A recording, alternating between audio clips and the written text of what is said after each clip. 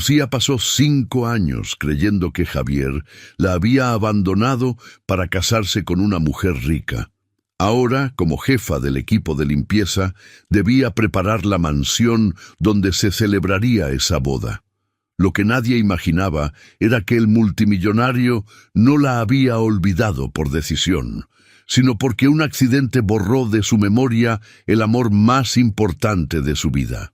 Y justo cuando una vieja carta y un anillo escondido empezaban a despertar sus recuerdos, todos tendrían que elegir entre una fortuna construida sobre el olvido o un amor que jamás dejó de esperarlo. El pueblo de Cudillero, en Asturias, es uno de esos lugares que el tiempo parece haber protegido a propósito. Las casas de colores se apilan sobre el acantilado como si alguien las hubiera colocado con cuidado para que no cayeran al mar. Las gaviotas gritan por encima del puerto desde antes del amanecer, y el olor a salitre y a pan recién horneado se mezcla cada mañana en las calles empedradas. Allí crecieron Lucía Morales y Javier Ortega, hijos de familias humildes que vivían a menos de 3 calles de distancia, tan cerca que sus vidas terminaron por hacerse una sola casi sin darse cuenta. Lucía era la mayor de 4 hermanos. Su padre trabajaba en el puerto descargando cajas de pescado antes del amanecer, y su madre cosía encajes para las tiendas de artesanía del casco antiguo.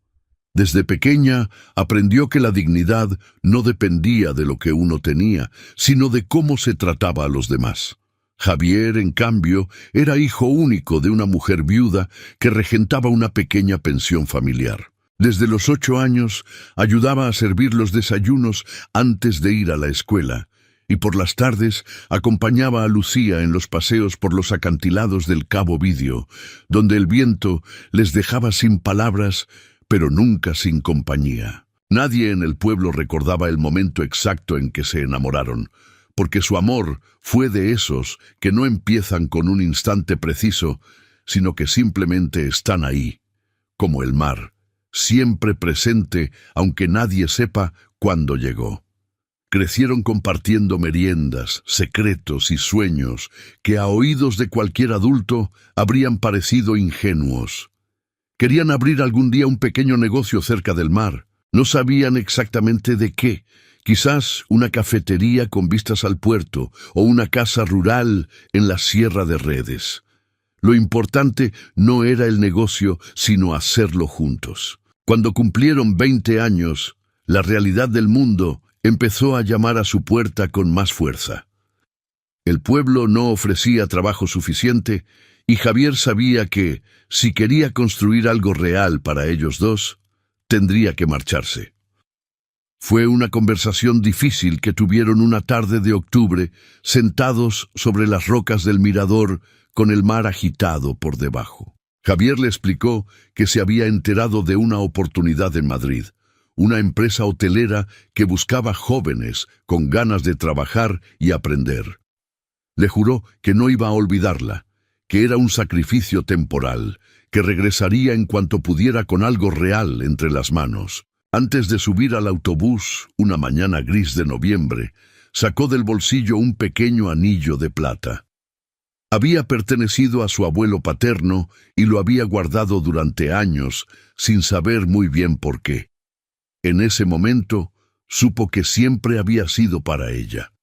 Lucía lo miró con los ojos brillantes y lo aceptó sin decir nada, porque no había palabras que estuvieran a la altura de lo que sentían. Él se subió al autobús, ella agitó la mano desde el andén y el vehículo desapareció por la curva de la carretera comarcal mientras la lluvia fina empezaba a caer sobre Cudillero. Durante los primeros 2 años, las cartas llegaron con regularidad. Javier le contaba cada detalle de Madrid con esa mezcla de asombro y desorientación que tiene quien llega a la gran ciudad sin conocer a nadie. Le hablaba de los compañeros de piso en Lavapiés, del ruido constante del metro, de cómo tardó semanas en acostumbrarse a comer a las 3 de la tarde. Pero también le contaba que estaba aprendiendo rápido, que su jefe lo valoraba, que había conseguido un ascenso a los 9 meses de entrar. Lucía respondía cada carta con cuidado. Guardaba las suyas en una caja de madera que había pertenecido a su abuela, y cada noche miraba el anillo de plata antes de apagar la luz. El talento de Javier era real y la empresa lo sabía. Grupo Mirador, uno de los consorcios hoteleros más importantes de España, lo incorporó a su plantilla cuando tenía 24 años y en menos de 3 se había convertido en el ejecutivo más joven en acceder a la dirección operativa de uno de sus hoteles de lujo en la Gran Vía. El presidente del grupo, don Aurelio Valdés, un hombre de 70 años que había construido el imperio desde cero, empezó a fijarse en él con una atención especial. Veía en Javier a alguien que entendía el negocio no solo desde los números, sino desde las personas. Fue en esa época cuando las cartas comenzaron a espaciarse. No porque Javier dejara de quererla, sino porque sus días empezaron a llenarse de reuniones, viajes y responsabilidades que consumían cada hora disponible. Lucía lo notó, pero prefirió no decir nada, convencida de que era una fase pasajera.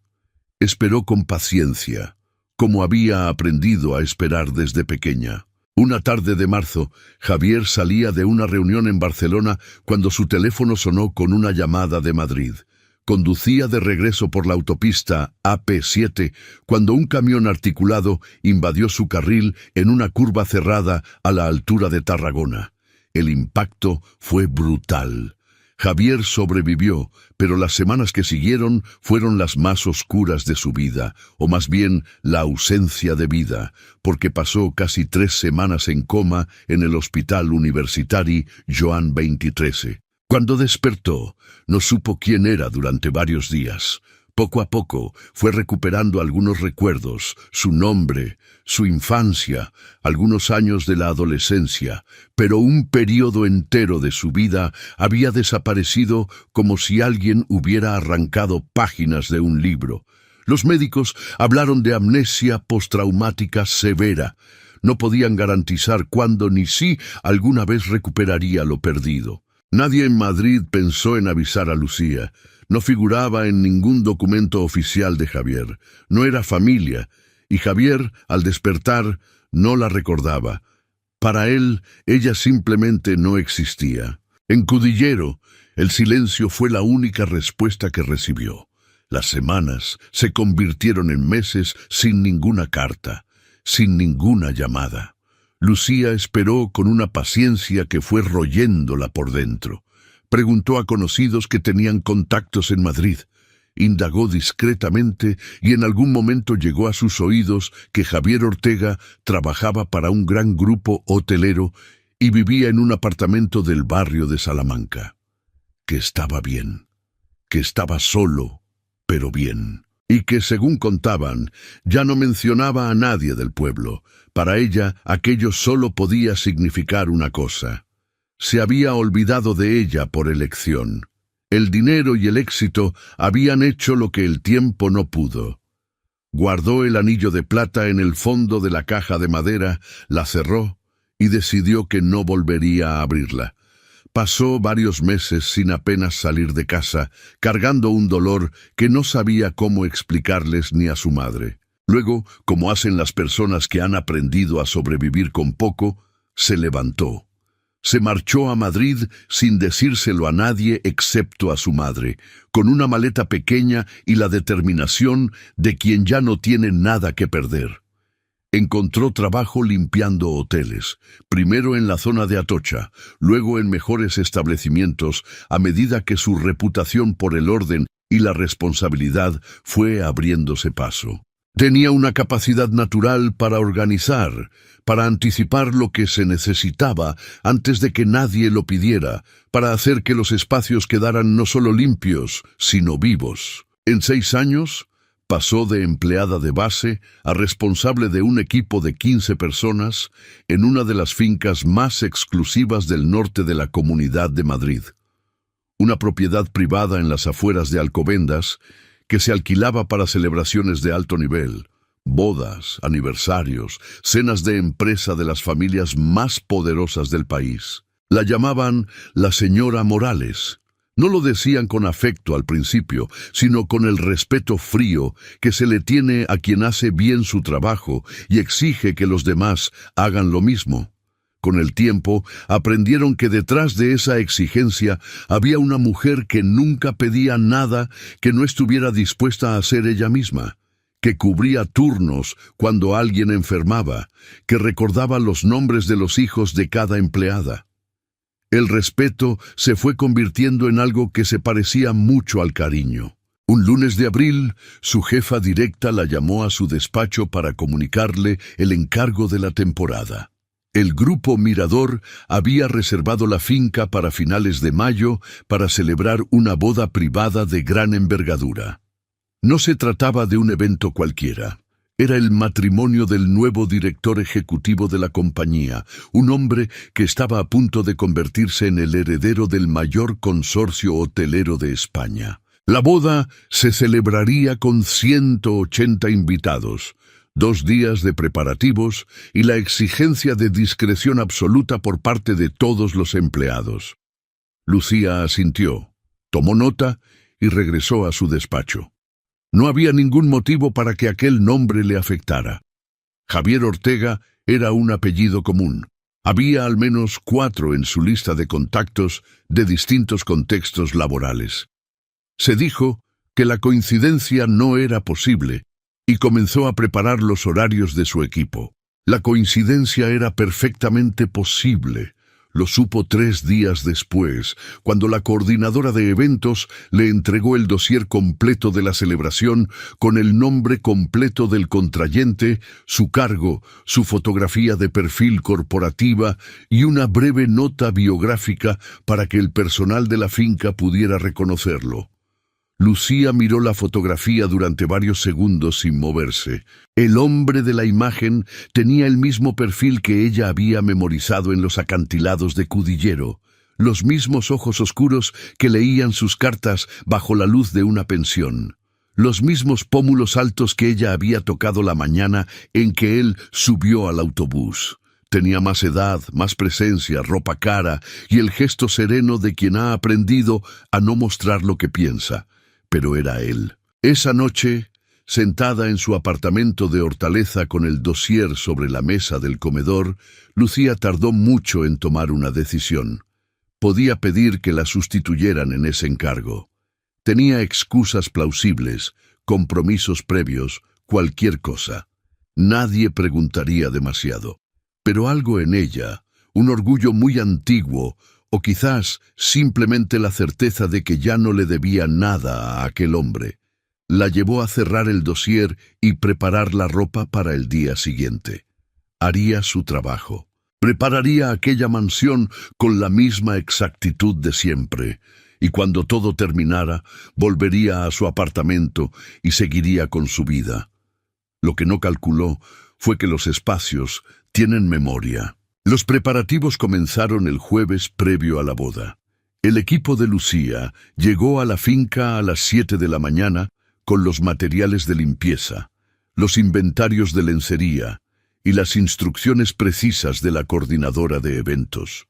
La mansión era un edificio del siglo XIX reformado con gusto, con salones de techos altos, suelos de mármol travertino y un jardín trasero que daba a un estanque rodeado de rosales. Tenía 12 habitaciones, una biblioteca, una sala de música y varios despachos, en la planta superior que estaban cerrados con llave, excepto el que se destinaría al uso personal del novio durante los 2 días previos a la ceremonia. Lucía distribuía a su equipo por zonas y supervisaba cada detalle con la atención metódica de siempre, cuando, al pasar por el pasillo de la primera planta, escuchó una melodía.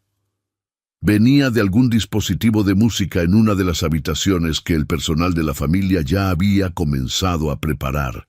Era una canción antigua, una copla asturiana que su madre cantaba mientras cosía encajes, que Javier también cantaba de vez en cuando en los paseos del cabo. Lucía se detuvo en mitad del pasillo, con la tableta de trabajo en la mano, y esperó a que pasara. Tardó en moverse más de lo que quería admitir. Siguió adelante. A mediodía, mientras revisaba el inventario de uno de los despachos del ala norte, Lucía encontró en el fondo de un cajón antiguo una cajita de madera oscura que alguien había olvidado. No pertenecía al inventario de la mansión, eso quedó claro en cuanto la examinó. Era una caja personal, vieja, con una pequeña cerradura sin llave que cedió con facilidad porque el mecanismo llevaba años sin usarse. Dentro había un sobre cerrado con el nombre escrito a mano en tinta azul, ya algo desvaída, y debajo del sobre, envuelto en un trozo de terciopelo oscuro, un anillo. No el anillo de su abuelo, uno nuevo, una alianza de oro blanco, con una pequeña piedra central que captaba la luz del mediodía con una precisión que la dejó quieta. Lucía miró el sobre. El nombre escrito era el suyo. Permaneció inmóvil durante un tiempo que no supo calcular. Luego, con la misma calma con que hacía todo, dejó la caja sobre el escritorio, sacó el sobre con cuidado para no romper el papel y lo abrió. La letra era de Javier. La reconocería en cualquier lugar. Apretada, ligeramente inclinada hacia la derecha, con las mayúsculas más grandes de lo necesario, como si cada palabra importante mereciera más espacio.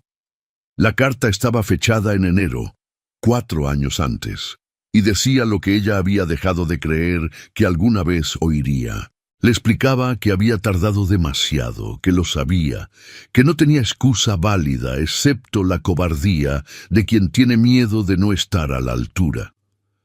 Le decía que había comprado el anillo 3 meses antes y que lo había guardado en esa caja porque quería entregárselo en persona, en Cudillero, de rodillas si era necesario. Le decía que regresaría ese verano, que ya había pedido las vacaciones, que pensaba ir a buscarla al puerto como cuando eran niños, antes del amanecer, cuando el pescado llegaba y el mundo olía a sal y a promesa. La carta nunca llegó a enviarse, y él nunca llegó a regresar. Lucía la leyó 2 veces, luego la dobló con cuidado, la devolvió al sobre y se sentó en la silla del despacho durante unos minutos con los ojos cerrados. No lloró.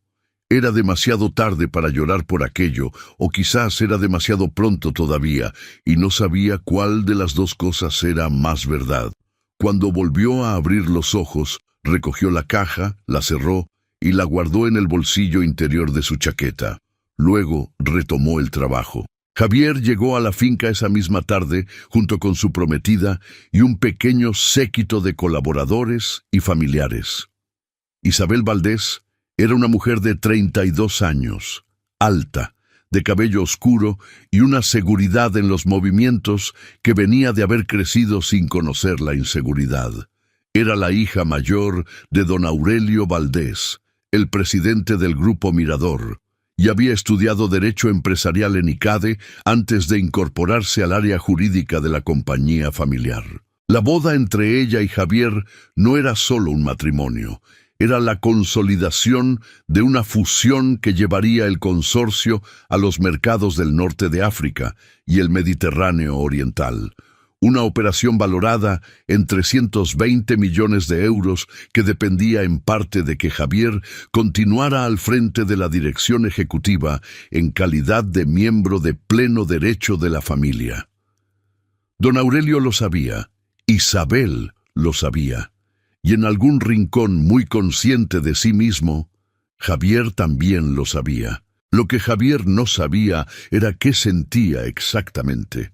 Llevaba casi un año comprometido con Isabel, y en ese año había aprendido a respetarla, a trabajar con ella, a disfrutar de su inteligencia y de su capacidad para anticipar los movimientos del mercado. No era amor en el sentido en que la palabra aparece en los libros, pero era algo sólido, un afecto construido sobre la admiración mutua y el proyecto compartido. Se dijo muchas veces que eso era suficiente, que el amor romántico era una categoría que correspondía a otra etapa de la vida.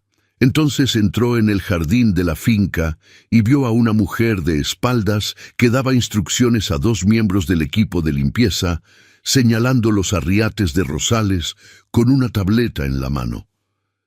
Era una mujer de mediana estatura, cabello castaño, recogido en una trenza baja, con la postura de alguien acostumbrado a estar de pie durante horas sin cansarse.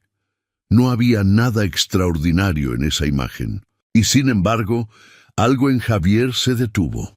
No fue un recuerdo, fue antes que un recuerdo, una sensación física en el centro del pecho, como cuando uno reconoce un olor de la infancia sin saber todavía de dónde viene. Lucía se giró en ese momento porque notó que alguien la miraba. Sus ojos se encontraron con los de Javier durante menos de 3 segundos. Ella no cambió de expresión. Él tampoco, porque no tenía herramientas para descifrar lo que estaba sintiendo. Intercambiaron un gesto profesional de reconocimiento y ella volvió a su tableta.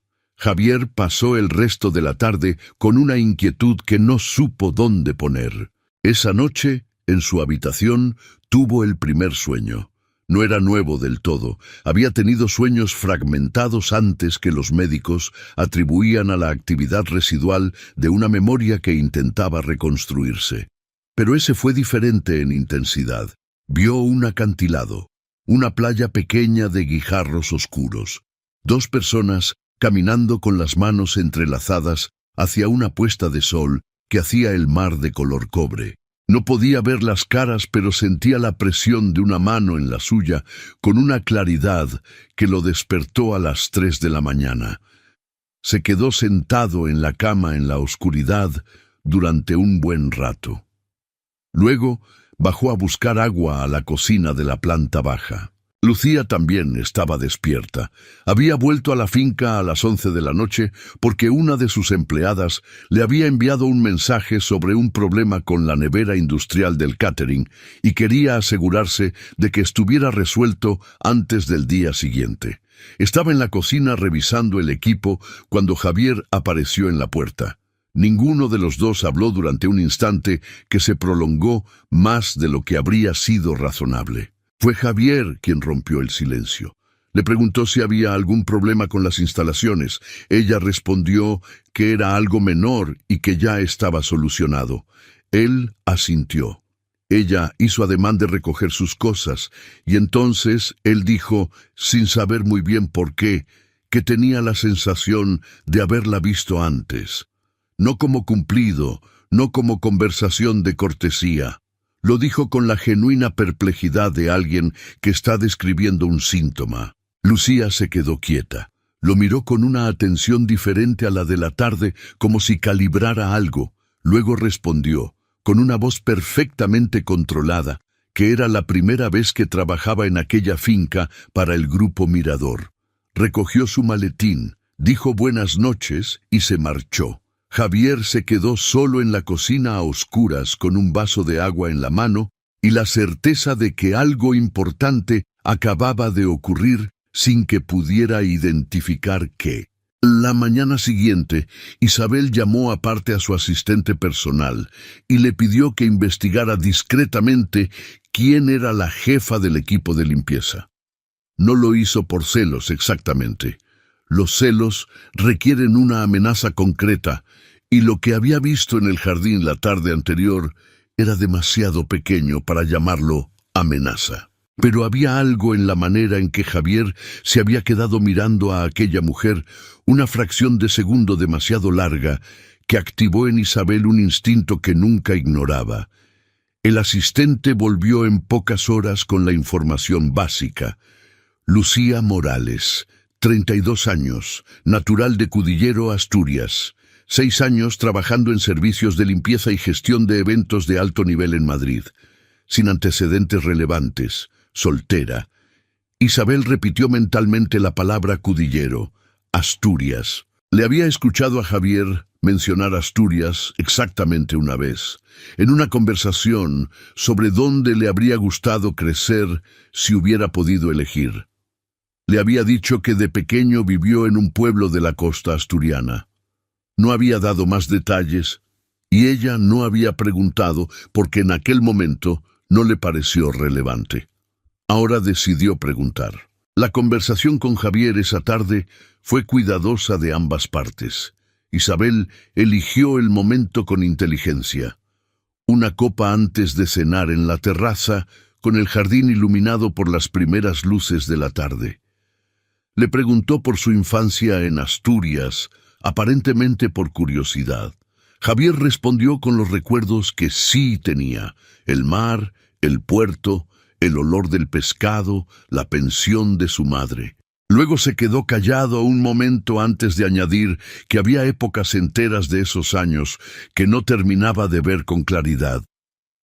Isabela sintió con una compasión que era completamente real, porque en eso no fingía. Luego preguntó, con la misma naturalidad, si había tenido alguna relación importante antes del accidente. Javier tardó en responder. Dijo que los médicos le habían explicado que era posible, pero que no tenían ningún recuerdo claro. Que a veces había imágenes que no sabía si eran recuerdos reales o construcciones de su mente intentando llenar los huecos. Isabela sintió de nuevo, dijo que lo entendía, no volvió a mencionar el tema, pero esa noche, antes de dormirse, tomó una decisión. El viernes, segundo día de preparativos, Javier buscó a Lucía. No con la intención de tener una conversación significativa, se dijo a sí mismo, sino porque quería entender qué le pasaba cada vez que la veía. La encontró en la sala de música, supervisando la colocación de los centros florales. Esperó a que sus empleadas salieran para acercarse. Le preguntó si era de Asturias. Lucía levantó la vista de su tableta despacio. Lo miró durante un instante con una expresión que él no pudo descifrar. Luego respondió que sí, que era de un pueblo pequeño de la costa. Él preguntó de qué pueblo. Ella respondió, Cudillero. Javier no dijo nada durante varios segundos. Luego dijo, casi en voz baja, que él también era de allí. Lucía lo miró con una calma que le costó mucho mantener. Respondió que sí, que lo sabía, que eran del mismo pueblo. Luego recogió su tableta y se excusó porque tenía trabajo pendiente. Javier se quedó en la sala de música con los centros florales y la certeza de que algo dentro de su cabeza estaba a punto de moverse. Los recuerdos llegaron esa noche de golpe, en una sucesión desordenada que lo despertó a las 4 de la mañana con el corazón acelerado. No fueron imágenes aisladas como las anteriores. Fueron escenas completas. El andén del autobús con la lluvia. La caja de cartas que guardaba en su habitación de la pensión. Un anillo de plata que había pertenecido a su abuelo. Un nombre, Lucía. Un nombre que había existido en él durante años sin que supiera dónde buscarlo. Se quedó sentado en la oscuridad durante mucho tiempo. Luego encendió la luz y empezó a intentar ordenar todo lo que recordaba. A las 6 de la mañana llamó a su médico de referencia en Madrid, el neurólogo que lo había tratado desde el accidente. Le describió lo que había vivido esa noche. El médico le explicó que era exactamente el tipo de recuperación que habían esperado. Lenta, no lineal, activada a menudo por estímulos sensoriales o emocionales significativos. Le preguntó si había encontrado algún detonante en los últimos días. Javier respondió que creía que sí. A las 8 de la mañana bajó a buscar a Lucía. La encontró en el jardín trasero, sola, revisando la disposición de las mesas para el banquete del día siguiente. El sol de la mañana entraba sesgado entre los rosales y hacía largas sombras sobre el césped. Lucía estaba de pie con la tableta, de espaldas a él, con la misma postura que había visto el primer día y que había activado algo que él entonces no supo nombrar. Dijo su nombre. Solo eso. Ella se giró. Lo miró. Y en la expresión de su cara, Javier leyó lo que aquella mujer había cargado durante 5 años. No rencor, sino el agotamiento tranquilo de alguien que ya terminó de esperar. Le dijo que lo recordaba, que la noche anterior había recuperado recuerdos que llevaban años perdidos, que sabía quién era ella, qué habían sido el uno para el otro y qué había pasado. Le dijo que lo sentía con la sencillez de quien sabe que las palabras no van a ser suficientes, pero las dice igual porque es lo único que puede hacer en ese momento. Lucía escuchó sin interrumpirlo. Cuando él terminó, permaneció callada durante un rato. Luego le preguntó una sola cosa: si había encontrado la caja. Javier no entendió de qué hablaba. Lucía sacó del bolsillo interior de su chaqueta la cajita de madera oscura y se la entregó. Él la reconoció en cuanto la vio. La había comprado en una tienda de antigüedades del barrio de las Letras 2 meses antes del accidente. Recordó haberla dejado en ese despacho del ala norte durante una visita de trabajo a la mansión, con la intención de recogerla en el siguiente viaje. El viaje que nunca llegó a hacer. Abrió la caja, leyó la carta. El anillo de oro blanco captó el sol de la mañana exactamente igual que Lucía había visto el día anterior. No dijo nada durante un tiempo muy largo. Luego la miró y le preguntó si ella todavía tenía el de plata. Ella tardó en responder. Luego dijo que sí, que estaba en una caja en su apartamento de Hortaleza. Javier asintió despacio. No dijo nada más, porque no había nada que decir que no corriera el riesgo de sonar a demasiado o a demasiado poco. Devolvió la carta al sobre, cerró la caja y se la ofreció de vuelta. Ella la cogió. Isabel los vio desde la ventana del primer piso. No escuchó nada de lo que se dijeron, pero no necesitó escucharlo. Había crecido aprendiendo a leer las situaciones antes de que llegaran a decirse en voz alta, y lo que vio en el jardín fue suficientemente claro para quien sabe mirar. Bajó al jardín 10 minutos después, cuando Javier ya había vuelto a entrar. Se acercó a Lucía con una cordialidad que era perfecta en su forma y completamente fría en su fondo. Le dijo que la boda se celebraría al día siguiente a las 6 de la tarde y que esperaba que todo estuviera en perfecto estado. Lucía respondió que así sería. Isabel se quedó un momento más, como si estuviera a punto de añadir algo. Luego se marchó sin hacerlo. Esa tarde, don Aurelio Valdés llegó a la finca para supervisar los últimos detalles. Era un hombre acostumbrado a que las cosas ocurrieran como él había decidido que ocurrieran, y la boda del día siguiente no era una excepción. Pidió hablar con Javier a solas en el despacho del ala sur. Nadie supo exactamente lo que se dijeron, pero Javier salió de esa reunión con la mirada de quien acaba de que le recuerden exactamente cuánto tiene que perder. La noche de antes de la boda, Lucía terminó los últimos preparativos, pasadas las 12. Dio instrucciones a su equipo para la jornada del día siguiente. Revisó los listados una última vez y se sentó sola en la cocina con un café que no llegó a beberse. Tenía sobre la mesa la cajita de madera oscura. La abrió. Leyó la carta una vez más. Luego la cerró, la metió en su maletín y se fue a su habitación de servicio. No durmió. A las 5 de la mañana, cuando el jardín todavía estaba en sombras, escuchó pasos en el pasillo. Unos minutos después, alguien llamó suavemente a su puerta. Abrió. Era Javier. Tenía la cara de quien lleva horas sin dormir y ha tomado una decisión que sabe que va a costarle caro. Le dijo que no podía casarse con Isabel, no porque no la respetara, que sí lo hacía, sino porque pasar el resto de su vida con alguien sabiendo lo que ahora sabía sería una injusticia para todos, empezando por Isabel. Le dijo que había hablado con su médico, que iba a continuar el proceso de recuperación de la memoria con acompañamiento y que tenía que rehacer muchas cosas. Luego le preguntó si podía pedirle algo.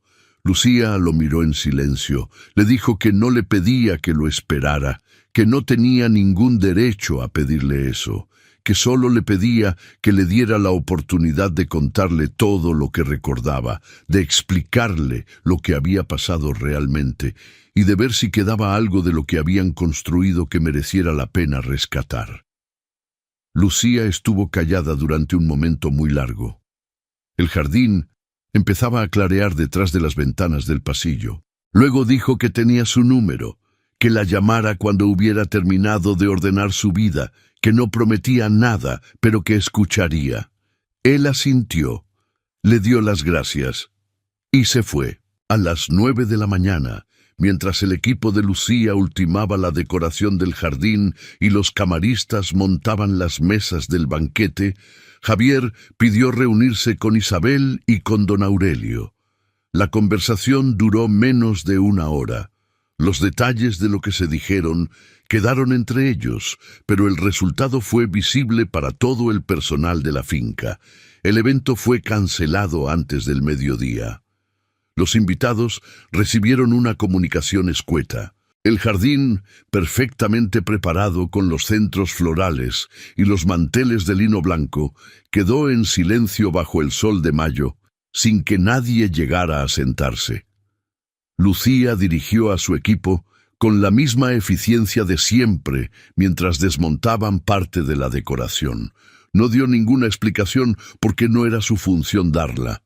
Cuando terminaron, firmó los albaranes, entregó los informes de trabajo y se despidió de sus empleadas en la puerta de la finca. Antes de subir a su coche, se detuvo un momento. Miró el jardín una última vez con los rosales al sol y el estanque inmóvil al fondo.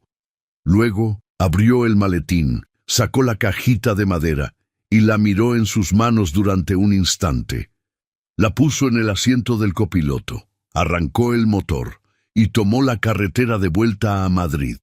3 meses después, Javier la llamó. Era una tarde de agosto, con el calor pegado a los edificios de Hortaleza y las calles casi vacías por las vacaciones. Lucía estaba en su apartamento leyendo cuando sonó el teléfono. Lo miró. Reconoció el número porque lo había guardado aquella noche sin decírselo a nadie. Dejó sonar 3 veces. Luego descolgó. Él dijo que había terminado de ordenar lo que podía ordenarse, que había hablado con Isabel, que habían llegado a acuerdos razonables, que la fusión empresarial encontraría otras formas de cerrarse o no lo haría, y que eso ya no era su problema principal, que había seguido el tratamiento con el neurólogo y que los recuerdos continuaban volviendo. No todos, quizás nunca todos, pero los suficientes para saber quién era y lo que había perdido. Le dijo que había vuelto a Cudillero el mes anterior, que había estado en los acantilados del Cabo Vidio por primera vez en más de 7 años, que el mar seguía exactamente igual. Lucía escuchó sin interrumpirlo. Él preguntó si podían quedar. Ella dijo que sí. No fue un final de película. No hubo música, ni lluvia, ni declaraciones en medio de ningún jardín.